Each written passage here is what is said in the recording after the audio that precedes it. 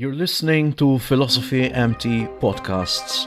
In this episode, we're delving into the philosophical dimensions of power, truth, and existential angst in the show Succession.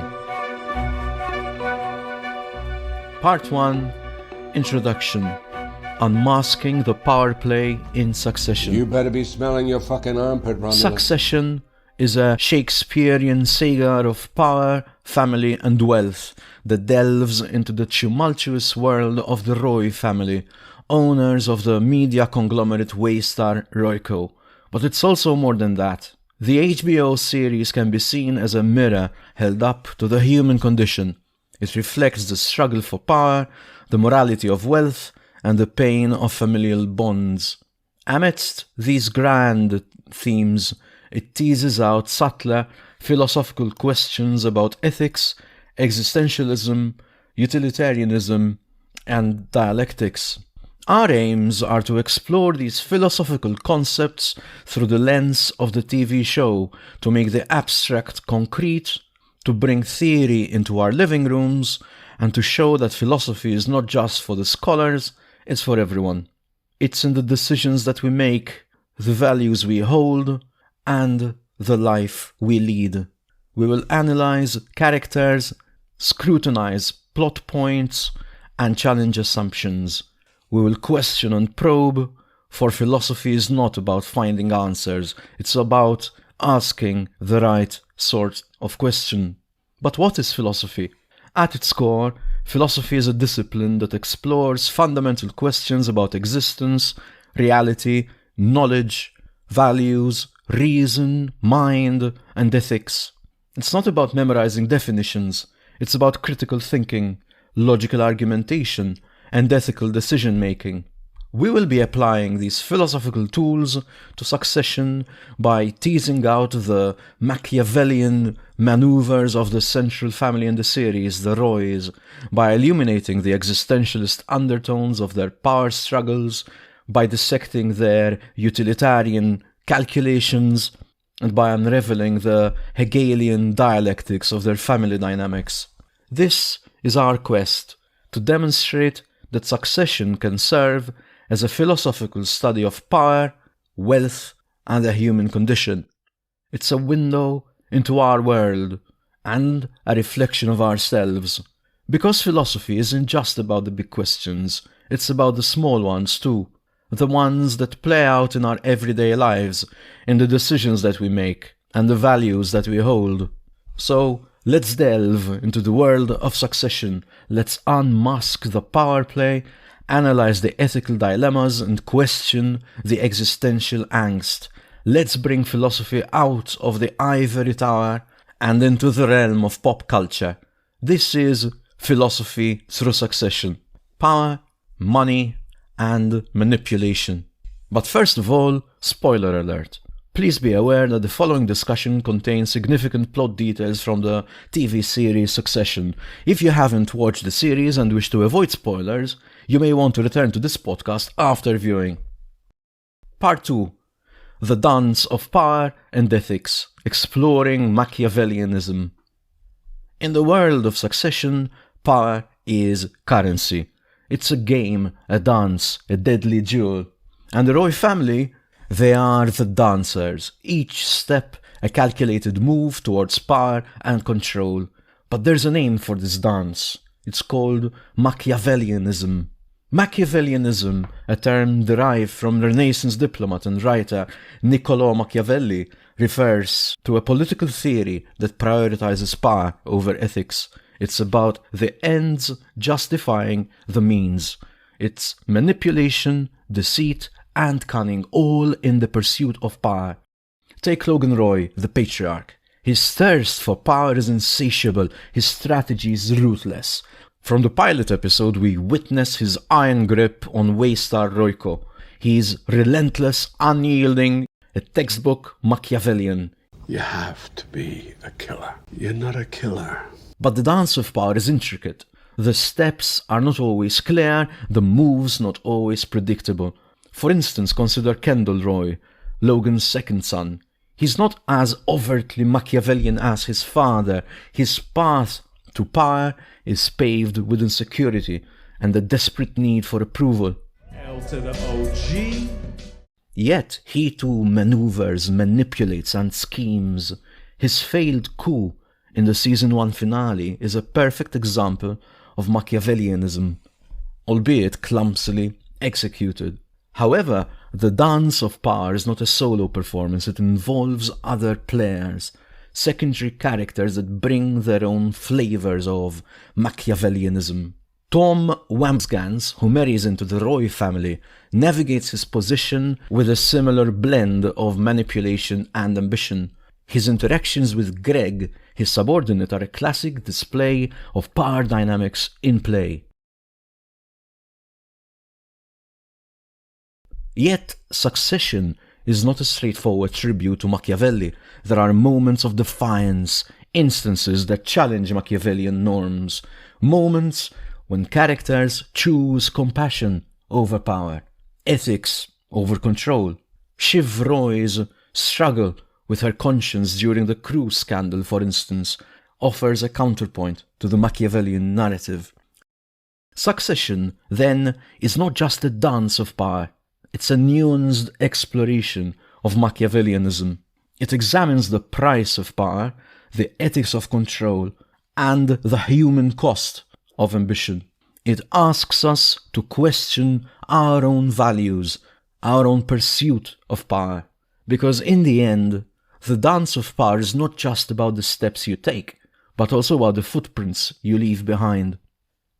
Part 3. The Human Condition. Existentialism in the face of wealth and power. Succession isn't just about power, it's also about people, individuals grappling with their humanity, wrestling with existence. Existentialism is a philosophy that explores the nature of existence. It reflects on freedom, choice, and individuality. It delves into the abyss of despair, the weight of responsibility, and the quest for authenticity. In essence, existentialism posits that we are thrown into the world, left to create our own existence, our own meaning. What does existentialism look like in Succession? It's the characters' struggle with their freedom, their choices, their individuality. It's in Kendall's crippling guilt over a fatal accident, his despair over his inability to break free from his father's shadow. It's in Shiv's quest for authenticity, her fight against the mold her father wants to cast her into. Consider Kendall's emotional meltdown in the season 2 finale. His public betrayal of Logan is an act of rebellion, a desperate attempt to assert his freedom. But it's more than that. It's an existential cry, a plea for meaning in a life dominated by power and control. It's Kendall, in all his vulnerability, grappling with his existence. Even the patriarch, Logan, is not immune to existential angst. His fight against a hostile takeover, his struggle with his health, his battle to keep his family under his control. All of these are existential struggles. They are about a man wrestling with his mortality, his legacy, and his very existence. But Succession does more than just portray existentialism. It questions it. There are moments in the series that challenge existentialist ideals, that depict the consequences of unfettered freedom. Roman Roy's reckless behavior, his refusal to take responsibility, his flippant attitude towards life, these are the darker shades of existential freedom. Succession explores the human condition through the prism of existentialism. It delves into the heart of despair, the weight of freedom, and the quest for authenticity. It's not just a study of existentialism, but also a critique of it. And in doing so, it compels us to question our own existence, our own choices, our own quest for authenticity as human beings, both in all its glory and despair. Part 4. The Pursuit of Happiness. Utilitarianism and its limitations. Succession isn't just about power and despair. It's also about the pursuit of happiness. But not in the way you might think. This pursuit isn't about joy or contentment. It's a twisted brand of utilitarianism.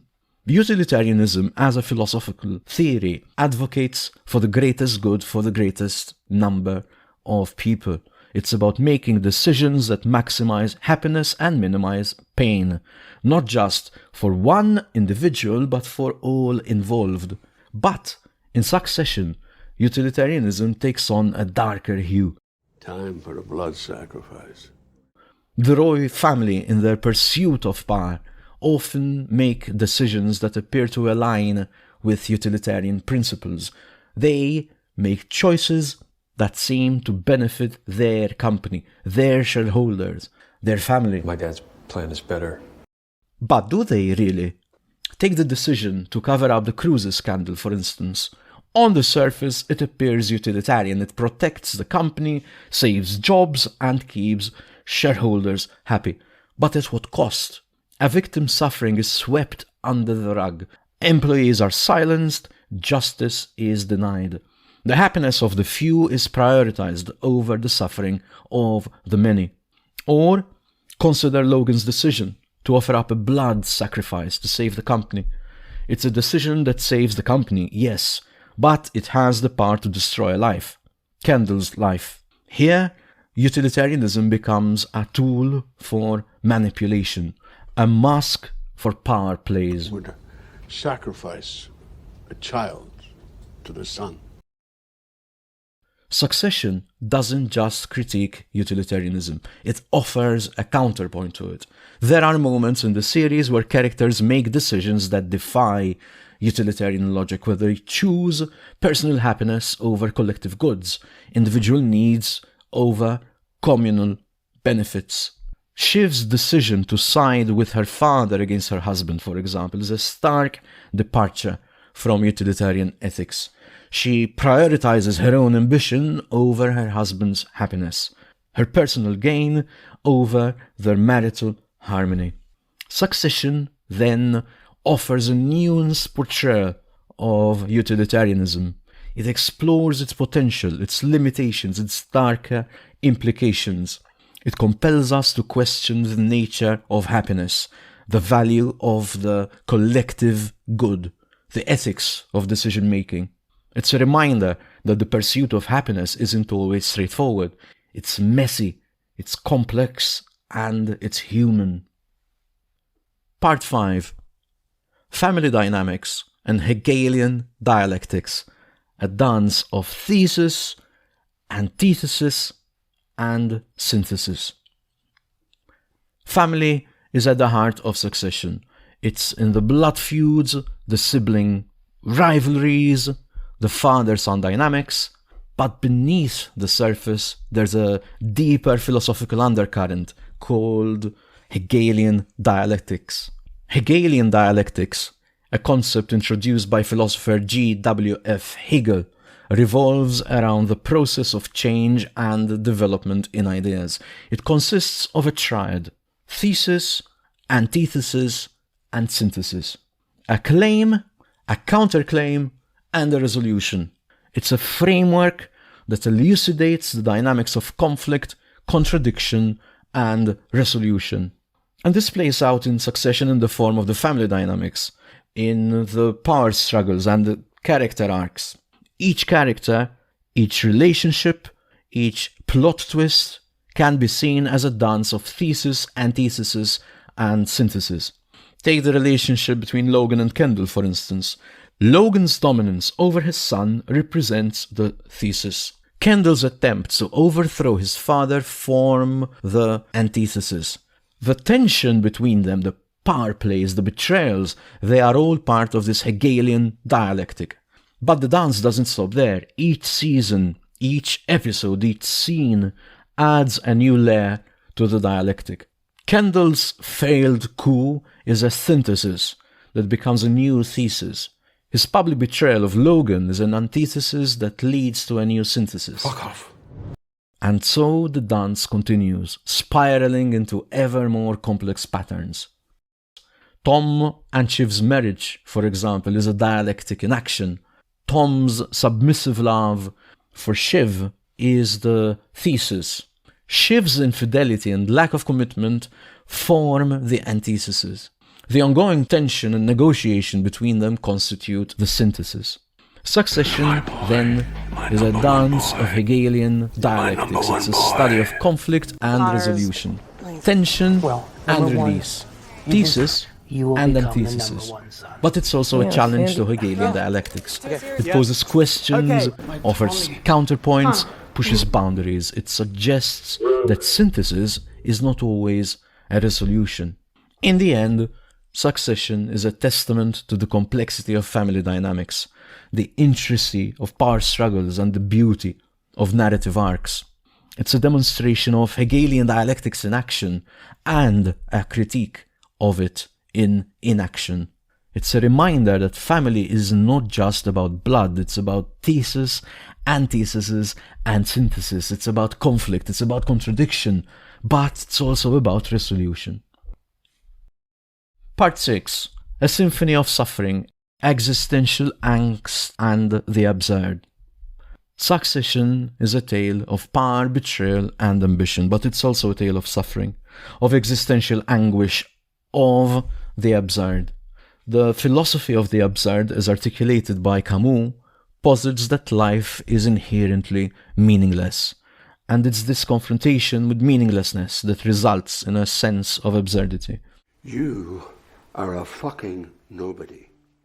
It's a struggle between our own quest for meaning and the silent, indifferent universe. In Succession, this struggle is palpable. The characters grapple with their insignificance in the face of an indifferent universe, their quest for meaning in a world dominated by power and greed. Their wealth, their power, their status, none of it shields them from the absurdity of existence. Kendall is trapped in a cycle of existential suffering. His efforts to find meaning, to assert his identity, are thwarted at every turn. His failed coup, his public betrayal, his accidental manslaughter, they are all cries into the void, confrontations with the absurd. Similarly, Logan Roy, despite his wealth and power, is haunted by the absurd. His struggle with mortality, his futile attempts to control his legacy, his desperate clinging to power, they are all manifestations of his confrontation with the absurd. Even secondary characters are not immune to these existential struggles. Take Cousin Greg, for example. His behavior throughout the series is a constant tug-of-war between two opposing forces, blind loyalty on one side and self-serving opportunism on the other. On one hand, Greg displays an almost naive devotion to the Roy family. He often finds himself caught up in their machinations, a pawn in their power games, and despite witnessing their ruthlessness and duplicity, he remains inexplicably drawn to their sphere of influence. And this blind loyalty, even in the face of evidence that suggests it might be to his detriment, hints at his struggle to find a sense of belonging and purpose within the chaos of the Roy family dynamics. And on the other hand, Greg also reveals a more self-serving side. This opportunistic streak emerges most clearly in his attempts to leverage his position within the family for personal gain. Whether it's subtly maneuvering for a better position within Waystar Royco or attempting to secure his own financial safety net, Greg's actions show an awareness of the need for self-preservation amidst the uncertainty. This constant back and forth, this inability to firmly plant himself on one side or the other, reflects Greg's struggle with existential absurdity. His actions suggest a quest for meaning and stability in a world where these concepts seem constantly out of reach. Succession poses a question. How does one respond to the absurd? Does one succumb to despair? Or does one revolt, as Camus suggests? The characters in Succession respond to existential absurdity in distinct ways. Kendall, for instance, fluctuates between despair and revolt. He grapples with the emptiness of his privileged life, often succumbing to self-destructive behaviors. This suggests a sense of despair. Yet, he also shows moments of revolt, as when he challenges his father's authority in an attempt to find personal meaning and assert his own identity. Shiv, in contrast, appears to acknowledge and exploit the absurdity of her world. She understands the arbitrary nature of her family's power and the absurd theatrics of their public image. Rather than despairing, she wields this knowledge to maneuver within the family dynamics and corporate politics. Her calculated moves to position herself as a successor to Logan's throne, despite the evident capriciousness of his favour, exemplify this approach. Shit fucking boy. Logan, the family patriarch, seems to rebel against the absurdity of existence by maintaining stringent control. His domineering attitude towards his children, his manipulation of narratives within Waystar Royko, and his constant quest to consolidate his power can be interpreted as attempts to create order and meaning in a world that he knows, at some level, to be inherently chaotic and meaningless. He uses power as a tool, a shield against the existential void. Succession, then, can act as a testament to our quest for meaning in an indifferent universe. It's a reminder of the power of revolt, the beauty of resilience, the courage of persistence. Part 7. Beyond the Lens. Reflections on Postmodernism and Media Power. Succession is also a reflection of our postmodern world, a critique of media power. Postmodernism, as a philosophical movement, is marked by its skepticism towards grand narratives, those overarching stories or theories that claim to explain everything in a simple, unified way. Instead, it champions diversity, celebrating the multiplicity of perspectives and experiences that exist in our complex world. One of the key tenets of postmodernism is the relativity of truth. Rather than viewing truth as absolute or universal, it acknowledges that what we accept as truth can vary depending on our personal, cultural, or societal context. For instance, the truth of an event as portrayed in a news story may be experienced very differently by different people depending on their backgrounds, beliefs, and perspectives. Furthermore, postmodernism sees reality as something constructed and shaped by language, power, and cultural dynamics. It doesn't regard reality as an objective entity that exists independently of our perceptions or interpretations. Rather, it suggests that our understanding of the world is molded by the words we use to describe it, the power structures that influence our interactions, and the cultural norms that guide our behavior. For instance, in Succession, the reality of the Roy family's world is heavily influenced by their control over media narratives through their company, their status as a powerful family, and the elite corporate culture they inhabit. Waystar Royko wields enormous power, shaping public opinion, influencing political outcomes, constructing narratives. It's a postmodern power player, demonstrating the enormous influence that media has over our perception of reality. Whether it's true or not, it changes the narrative. The Roy's reality, as such, is not an independent, objective truth, but a construct shaped by these factors.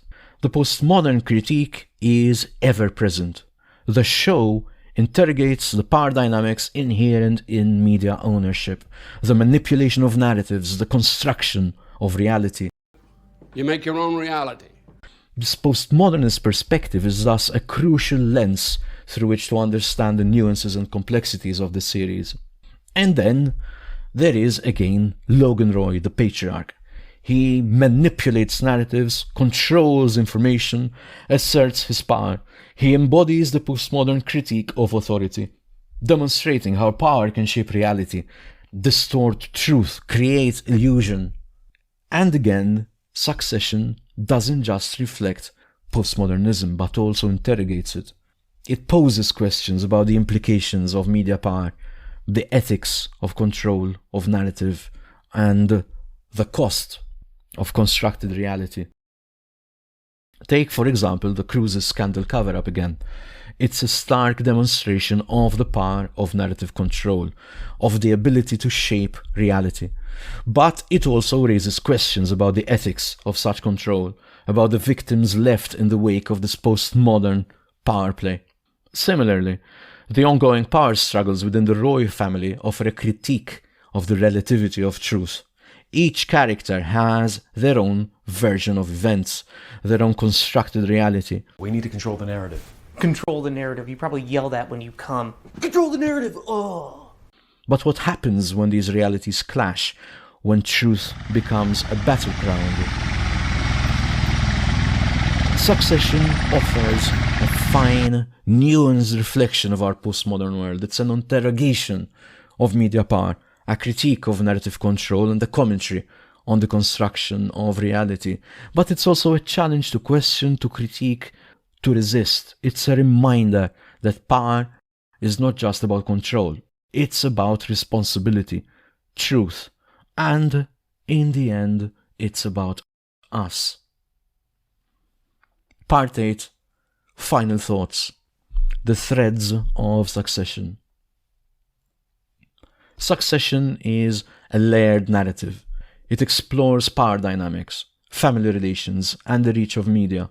It uses its narrative to highlight philosophical ideas and to probe their relevance today. In conclusion, consider taking these reflections beyond the series. Delve into the works of Machiavelli, Hegel, Camus, and contemporary thinkers on postmodernism. You can read Machiavelli's The Prince, Hegel's Phenomenology of Spirit, and Camus' The Myth of Sisyphus. To better understand media influence, look to Noam Chomsky and Edward S. Herman's Manufacturing Consent. In the end, Succession can act as a journey through philosophical concepts, demonstrating how philosophy can be relevant to our everyday lives. After all, philosophy isn't just about abstract ideas, it's about understanding our world and our place within it.